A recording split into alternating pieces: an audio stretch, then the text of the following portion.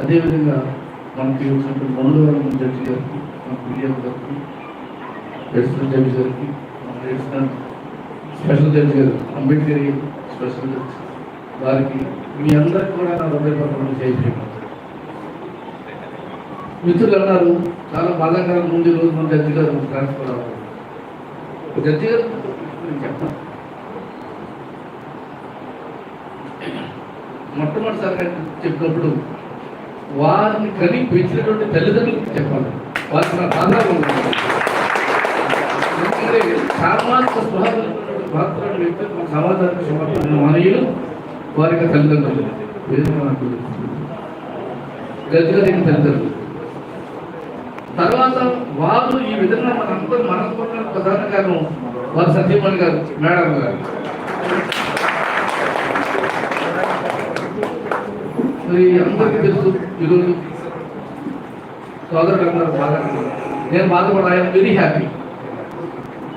జడ్జిగా ట్రాన్స్ఫర్ అవడం నాకు చాలా సంతోషం. ఎందుకంటే ఆయన నా ఫ్రెండ్ ఇప్పుడు ప్రదేశానికి వెళ్ళి సామాజిక దూరంతో వాళ్ళందరూ కూడా జడ్జిమెంట్లు ఇస్తూ వాళ్ళందరూ కూడా సేవ చేయాల్సిన అదృష్టం ఆయన ఉంది కాబట్టి ట్రాన్స్ఫర్ అవ్వడం మంచిది నా ఉద్దేశం. ఎందుకంటే దూరం ఉండే 3 సంవత్సరాలు తప్పనిసరిగా ట్రాన్స్ఫర్ అవ్వాలి. ఇక్కడ చేసిన సేవలు మీరు అందరూ తెలుసారు. ఆయన ఎంత లోతైన మనసు అంటే మన భారత్ నుంచి మన సీనియర్ అడ్వకేట్స్ ఆయన ఎందుకు స్వర్గీయ సీనియర్ అడ్వకేట్స్ అందరూ కూడా అందులో సొంతంగా అంటారు. సీనియర్స్ స్వర్గీయ అందరూ కూడా ఫోటోలు బాత్రూమ్ పెట్టుకోవడం మంచిది అన్నారు. నేను అంతకుముందే నా జూనియర్గా జాయిన్ అయినప్పుడు స్వర్గీయ రాధాకృష్ణ గారు నేను మొత్తం అన్ని ఫోటోలు పెట్టడం జరిగింది. అదే వారు కూడా సరిగ్గా చేయలేదు. ఇప్పుడు ఆయనకి ఎక్కడికి వెళ్ళినా ఆయన జీవితంలో మైలుగా ఏంటంటే ఒకే రోజున ఒకే చోట ఎక్కువ ఫోటోలు ఆవిష్కరించిన ఘనత జరిగింది. ఒకే రోజున ఒకే దిక్కున ఎక్కువ ఫోటోలు ఆవిష్కరించిన ఎవరికో కానీ నాకు తెలిసినంత వరకు ఇప్పుడు వరకు జరగలేదు. మీకు ఎవరికైనా జరిగిందో చెప్పండి. ఎవరైతే విట్నెస్ నో విట్నెస్. ఈ ఘనత జరగాలని ఆశామశేషం కాదు. మేడం గారికి, మేడం గారు సకాలంగా ఉపయోగపడుతుంది. మీకు గౌరవంతా మీదే. అంచేత ఏంటంటే సామాజిక స్పృహ నాకు న్యాయమూర్తులు ఎవరికైనా సరే. సామాజిక స్పృహ అంటే మారుతున్నట్టు సామాజిక పరిస్థితులకి న్యాయం కూడా మారాలి. రిజిట్గా ఎప్పుడు కూడా జస్టిస్ ఉండకూడదు. సామాజిక పరిస్థితులను బట్టి, సామాజిక ఆలోచన విధానం బట్టి, వస్తున్నటువంటి మార్పులను బట్టి జడ్జిలు యాక్ట్ చేయాలి. They are the right people.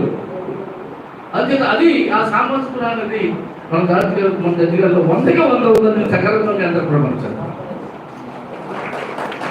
అనేక సార్లు ప్రూవ్ అయింది. అందరూ అలా ఉండాలని అభిప్రాయం ఎక్కువ మాట్లాడుతున్నారు. టైం అయిపోయింది. అందుచేత ఏంటంటే అంచేత ఏంటంటే తర్వాత జడ్జి గారి గురించి ఒక విషయం చెప్పాలని ఏంటంటే పేదవారి గురించి మనం అందరూ కూడా సర్వీస్ చేయాలని అనేక సార్లు ఆయన పబ్లిక్ మాట్లాడతారు. అది ప్రైవేట్ అంటారు. అందుకేంటంటే మరి వచ్చే జడ్జిలందరూ కూడా మనకు అనుకూలంగా ఉండొచ్చు. అనుకూలంగా లేకపోతే మనం అనుకూలంగా చేసుకుంటాం.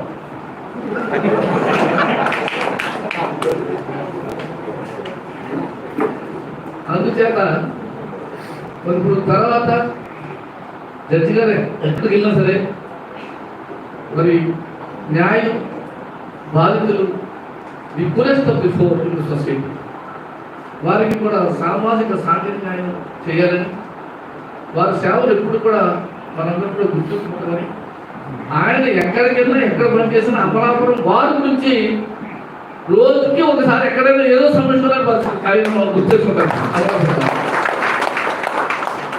ఎప్పుడైనా మనం ఎవరైనా సరే ఇప్పుడు ఈ విషయంలో మనం ఎవరైనా సరే ఆయనతో విభేదించలేదు.